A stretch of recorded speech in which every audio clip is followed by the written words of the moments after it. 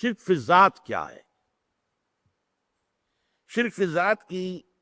پہلی بات تو یہ جان لیجئے کہ یہ بدترین شرک ہے، عریاں ترین شرک ہے، گھناؤنا ترین شرک ہے، اور اس پر اللہ تعالیٰ کا غضب بہت بھڑکتا ہے۔ اس کی دو قسمیں دنیا میں رائج ہوئی ہیں، اور بدقسمتی دیکھیے کہ اس کی بدترین شکل وہ ہے جو انبیاء اور رسولوں کی امتوں میں پیدا ہو۔ حضرت ابراہیم علیہ السلام کے پیروکار کہلاتے تھے یہ، جو عرب میں آباد تھے، قریش، ملت ابراہیم پر ہمیں انہوں نے عقیدہ ایجاد کیا کہ فرشتے خدا کی بیٹیاں ہیں،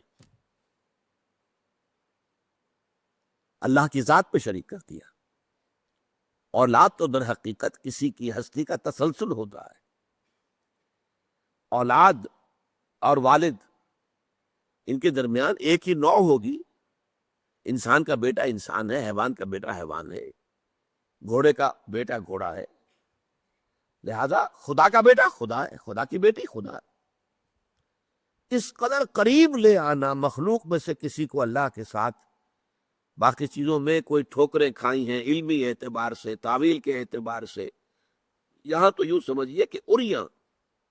گھناؤنا ترین شرک ہے۔ یہ شرک یہود میں بھی پیدا ہوا، ان کے ایک حصے میں، بحیثیت مجموعی یہودی اس کا شکار نہیں ہوئے، اور اس کو ماننا پڑتا ہے کہ یہودی شرک فی العقیدہ جہاں تک تعلق ہے اس سے اکثر و بیشتر بحیثیت مجموعی بچے رہے، توحید فی العقیدہ پر قائم رہے،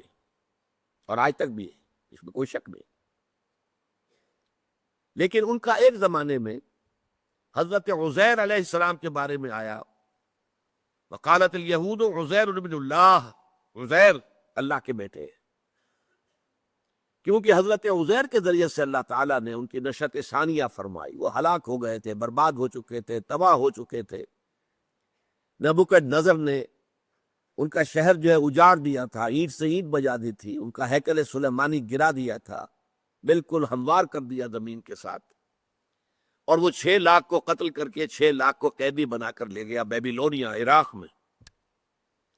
اس قدر پستی کے بعد پھر حضرت عزیر علیہ السلام ذریعہ بنے ان کی دعوت توبہ، لوگوں توبہ کرو، رجوع کرو اللہ کی جناب میں، اپنے گناہوں سے توبہ کرو، اپنی خطاؤں پر استغفار کرو، چیخو چلاؤ گڑ گڑاؤ اللہ کی جناب۔ یہ جو ان کی توبہ کی پکار تھی، اس سے ان کے اندر ایک اصلاح کا عمل پیدا ہوا، پھر دنیا میں انہیں ایک سربلندی حاصل ہوئی۔ تو حضرت عزیر جو ہیں وہ یوں سمجھیے کہ ان کے مجموعی طور پر ہلاک اور ختم ہو جانے کے بعد اثر نو ایک حیات تازہ جو انہیں ملی دنیا میں، ان کی تاریخ میں، تو وہ حضرت عزیر کے ذریعے سے، لہذا ان کی محبت، ان کی عقیدت، ان کا مقام اور مرتبہ جو ان کی نگاہ میں ہونا چاہیے تھا، اس کا نتیجہ یہ نکلا کہ انہوں نے اللہ کا بیٹا قرار دے دیا، ابن کے لفظ سے۔ البتہ اس کی وضاحت میں کر دوں گا کہ ابن اور ولد میں فرق ہے، لیکن یہ معاملہ جو ہے جو پہنچا ہے اپنے کلائمیکس کو، نقطۂ عروج کو، وہ عیسائیوں کے ہاں حضرت عیسیٰ علیہ السلام کو خدا کا بیٹا قرار دیا، اور اس درجے آگے بڑھے صلبی بیٹا، یعنی تاکہ یہ نہ ہو کہ کوئی استعارہ ہم کہہ رہے ہیں، یہ استعارہ نہیں ہے، استعارتن تو ہم سبھی اللہ کے بیٹے ہیں، اللہ ہم سب کا باپ ہے، جیسا اللہ تعالیٰ جو ہے بائبل میں بھی آتا، حضرت مسیح کہتے ہیں میرا اور تمہارا آسمانی باپ۔ جیسے باپ جو ہے اولاد کی پرورش کرتا ہے، ایسے اللہ پالتا ہے تمہیں، تو ایک مشابہت ہے باپ میں اور اللہ میں، اس کی ربوبیت۔ لیکن وہ مشترک لفظ ہو، میرا اور تمہارا آسمانی باپ، لیکن انہوں نے وہ حضرت مسیح علیہ السلام کو خاص صلبی بیٹا قرار دیا، ولد، اولاد، اصل اولاد، صلبی بیٹا۔ یہ جو بدترین شرک ہے، دیکھیے اس کا توڑ کرنے کے لیے قرآن مجید میں سب سے نمایاں تو وہ چھوٹی سی سورت، سورہ اخلاص، اور وہ ثلث قرآن کے مساوی قرار دی حضور نے، تہائی قرآن کے برابر ہے اپنے مرتبے اور اپنے مقام کے اعتبار سے۔ قل هو اللہ احد اللہ الصمد لم یلد ولم یولد ولم یکن لہ کفوا احد، کہہ دو وہ اللہ اکیلا ہے، تنہا ہے، تمام کائنات کا سہارا ہے،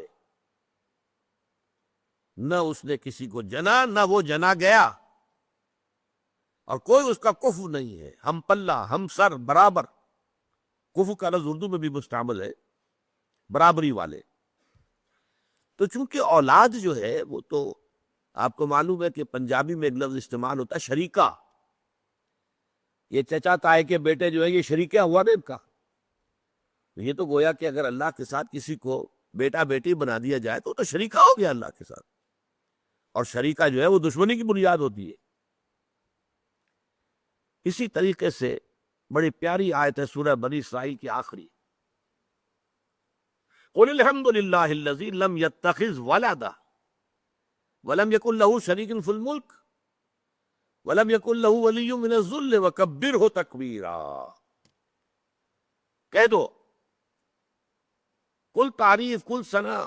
کل حمد اس اللہ کے لیے ہے جس نے کسی کو اپنا بیٹا نہیں بنایا، اور نہ ہی اس کا کوئی شریک ہے بادشاہت میں، نہ ہی اس کا کوئی دوست ہے کسی کمزوری کی وجہ سے، اور تکبیر کرو اس کی جیسا کہ اس کی تکبیر کا حق ہے۔ اسی طرح سورہ کہف کے شروع میں فرمایا جس پر جو غضب آیا ہے، وَيُنذِرَ الَّذِينَ قَالُوا اتَّخَذَ اللَّهُ وَلَدًا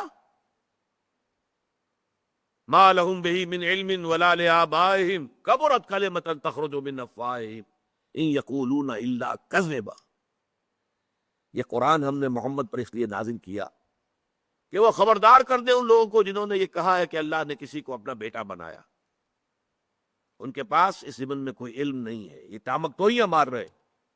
ان کے من گھڑت خیالات ہیں، اور جتنی بڑی بات ان کے منہ سے نکل رہی ہے اللہ کے جناب نے گستاخی کی، کبرت کلمۃ تخرج من افواہہم،